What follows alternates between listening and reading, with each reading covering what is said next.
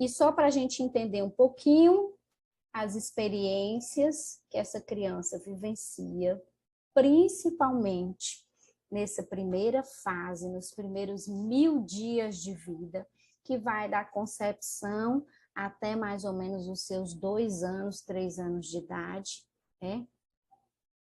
Essa criança, ela passa por as experiências que são oportunidades, oportunizadas a ela, as experiências, as oportunidades que essa criança tem de experimentar esse ambiente, esse mundo e essa relação com as pessoas, elas moldam a arquitetura do cérebro. Então, a criança, quando nasce, ela tem um cérebro já com seus neurônios, mas se a gente observar aqui, essa estrutura, ela é bem mais simples do que, por exemplo, aos 2 anos de idade. Então, a densidade desse tecido, ele modificou. E o que aumenta essa densidade, essa mudança na estrutura cerebral, na estrutura do cérebro, são as experiências que essa criança tem nesse período. Por isso que a gente tem que ter um cuidado muito grande com as crianças da primeira infância, né? Se a gente olhar aqui no gráfico, vocês vão ver o desenvolvimento, por exemplo, das funções cognitivas, ou o boom e o período que isso acontece, o desenvolvimento da linguagem, o desenvolvimento da capacidade sensorial e como é que ela se desenvolve? Com a formação de novas sinapses.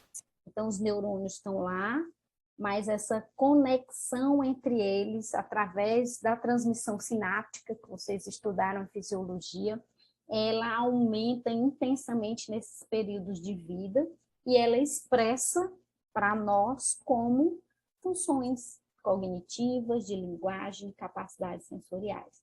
Então, privações que as crianças têm nesse período, elas sim modificam a estrutura cerebral. Então, a responsabilidade pelo desenvolvimento da criança os responsáveis por promover o desenvolvimento da criança é a família. Vocês vão ver inúmeros exemplos aí de como as oportunidades possam ser dadas durante o vídeo, é sempre o cuidador mais próximo, tá certo? É sempre aquele que tem vínculo, que tem afeto, para que esse estresse tóxico, essas experiências, né, estressantes que a criança passa para aprender, para se desenvolver, elas elas sejam experiências positivas. Mais do que uma alteração ou risco biológico, né, durante o parto, durante a gestação, o contexto em que a criança está inserida, crianças institucionalizadas que não têm vínculo, né, com um cuidador específico, é um dos estresses tóxicos maiores, né, que a criança pode passar nessa primeira infância.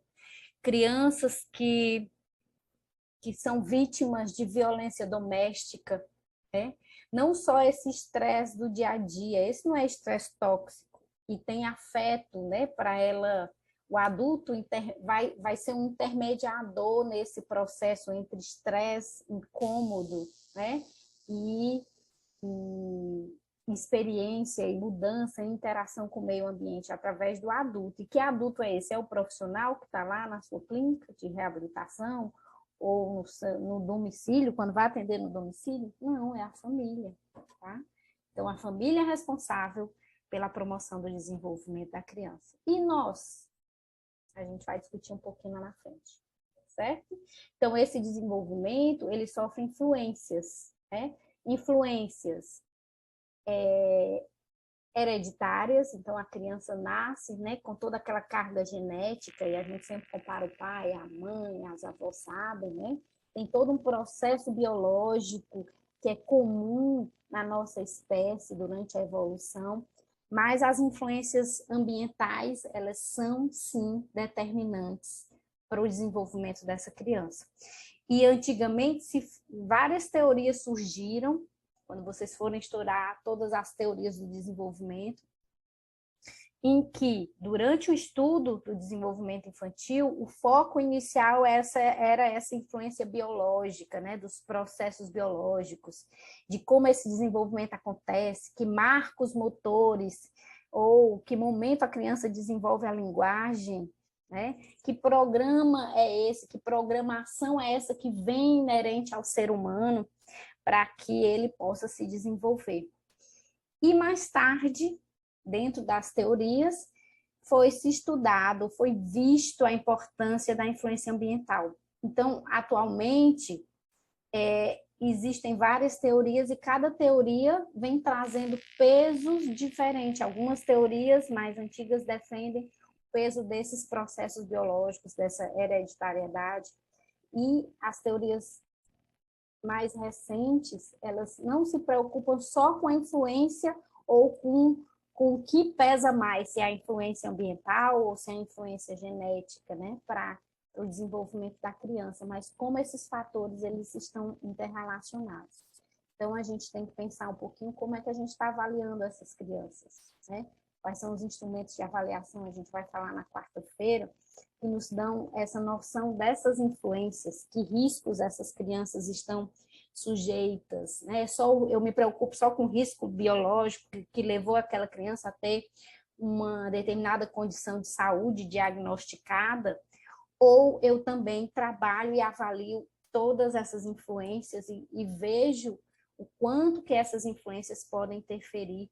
Vocês viram no vídeo o cuidado com a gestante. Então, às vezes, o profissional não trabalha com a criança especificamente, mas ele cuida da gestante. Se ele cuida da gestante dentro da saúde da mulher, ele está auxiliando essa família a promover o desenvolvimento infantil, certo? Então, esses teóricos que a gente vê, né, em relação ao desenvolvimento, são todas pessoas que começaram o estudo do desenvolvimento infantil e trouxeram para a gente, né, várias perspectivas teóricas. São psicólogos, são filósofos, pediatras, que trazem as primeiras teorias do desenvolvimento que a gente tem que conhecer, certo? Mas eu vou trazer para a gente discutir aqui algumas teorias. Então, eu trouxe aqui 2 teorias do desenvolvimento em que se é discutido e que ainda permeia muito das ações de muitos profissionais que a gente vê atuando, né? A primeira teoria, não sei se vocês já ouviram falar, é a teoria maturacional. O termo maturacional está relacionado aqui a amadurecimento, né?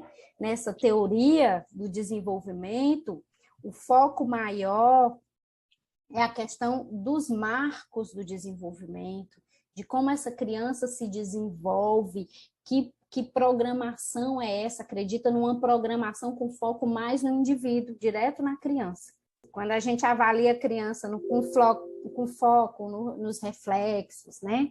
Nas posturas, especificamente só nos marcos do desenvolvimento, a gente está trabalhando com base nessa teoria maturacional, acreditando com foco centrado só na criança, entendendo que esse processo vai acontecer naturalmente porque a criança já tem uma programação para esse desenvolvimento, tá? E a outra teoria é a teoria bioecológica, onde a gente leva em consideração esse indivíduo, seu sexo, a sua idade, a sua saúde, as características individuais, a forma e as etapas com que ele está se desenvolvendo, mas a gente entende que o ambiente em que essa criança está, ela vai interferir nesse desenvolvimento. Então, esse ambiente, e aí, nessa teoria bioecológica, ele separa em micro, em meso, né, em macrosistema, fala do cronossistema também, tá? Então, essa criança, ela está dentro de um contexto e esse ambiente, ele tem uma interferência muito grande nesse desenvolvimento. Então, o ambiente na primeira infância, o mais próximo é a família, mas quando essa criança também tem a oportunidade de estar na creche, né? O educador e o ambiente da creche, ele também tem uma influência muito grande nesse desenvolvimento, tá?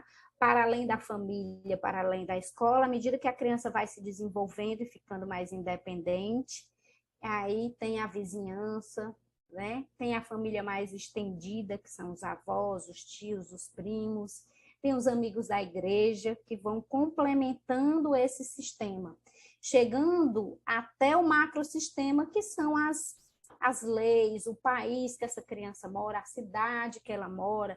Vocês, como profissionais de desenvolvimento, conhecem no município de Fortaleza quais são as políticas públicas voltadas para o desenvolvimento infantil?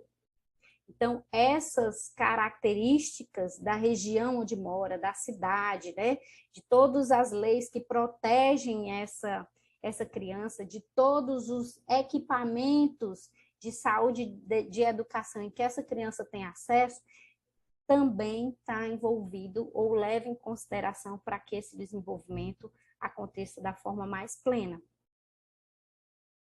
Outras teorias, né, que não estão relacionadas com o desenvolvimento em si, mas no cuidado em saúde dessa criança, a gente, enquanto profissional de saúde e educação, pode estar também tendo como base esses modelos teóricos para a nossa prática clínica. Uma delas é o modelo biomédico, onde a gente tem uma prática voltada para um conceito de saúde, onde a saúde ela é a ausência de doença. Então, a gente entende como crianças saudáveis, aquelas crianças que não têm um diagnóstico clínico, e se ela não tem um diagnóstico clínico, ela não precisa do nosso cuidado. E um outro modelo, que é o modelo biopsicossocial, que todo mundo fala, ou muitos profissionais falam da CIF, da Classificação Internacional, né, de funcionalidade e incapacidade, que é baseada nesse modelo, que foi preconizada pela OMS em 2001, mas na prática a gente pouco trabalha com essa visão ou com esse modelo teórico para o cuidado de saúde, tá? Então, esses dois modelos eu trago aqui também para a gente se aprofundar. Vou falar um pouquinho do modelo biopsicossocial, eu não sei se vocês conhecem, mas para quem não conhece, conhecer, né? Mas sempre que a gente tem contato com esse modelo, a gente tem sempre que aprender. Então, em 2001, a OMS, ela preconizou esse novo paradigma de cuidado em saúde, que trabalha com o modelo de funcionalidade. Então, os termos que a gente conhece como incapacidade, deficiência, função, né? Avaliação funcional, avaliação na área de saúde ou na área de educação, ela muda a partir dessa perspectiva, tá? Esse modelo tem uma linguagem diferente, ele serve como parâmetro para todos os profissionais, e a gente está voltando o cuidado, né, o acompanhamento ou o estudo do desenvolvimento infantil com base nesse modelo da funcionalidade. Mas antes da gente chegar no modelo, eu queria aquilo que a gente vem discutindo. Eu pergunto para vocês, quando vocês estão diante de uma criança, ao planejar a avaliação e a intervenção, vocês seguem as fases do desenvolvimento infantil, avaliam os reflexos, as reações automáticas, avaliam o tônus muscular, ou vocês avaliam essa criança dentro de uma atividade, dentro do contexto? Essa é a pergunta que eu queria chegar com todos os questionamentos lá que a gente vinha fazendo. Vocês têm ideia de que perspectiva teórica vocês utilizam na escolha dessa avaliação e dessa intervenção? A gente só tem que ter consciência de que pressuposto teórico está embasando a minha prática clínica e que evidências dentro da área do desenvolvimento infantil, elas são hoje que modelos, né, ou que forma de intervir e avaliar tem evidência científica para essas teorias. Porque todas elas foram muito importantes, a gente tem que estudar e entender todas elas para embasar. Mas já existe evidências de que algumas teorias mais antigas, antigamente, né, se focava em uma determinada teoria e não tem resposta, né? Não tem uma boa resposta dentro da área do desenvolvimento infantil. Então, a primeira coisa é a gente se perguntar, e são todas as teorias? Se a gente falar na teoria bioecológica, né, ele também se preocupa com o indivíduo. Se você olhar lá no centro, todas essas questões do indivíduo, elas também são, mas ele vai para além do indivíduo, diferente da teoria maturacional, né, que foca muito nessa progressão do indivíduo, nesses marcos, na forma como ele vai evoluir, que a criança tem essa progressão, essas etapas do desenvolvimento a seguir. Mas, para além disso, se você fala que trabalha com o indivíduo dentro do contexto dele, se você avalia esse contexto, essa relação com a família, você vai para além da teoria maturacional. Tá? Então, muitos dos conceitos da teoria maturacional foram importantes para a gente entender o desenvolvimento infantil e eles são respondidos dentro dessas outras teorias, tá certo? Então, a gente vai, ao longo do curso, aí quando você diz assim, teoria quando eu uso o modelo biomédico. Quando é que eu uso o modelo biomédico? Quando eu vejo aquela criança como um CID, né? Como um código, como uma doença, né?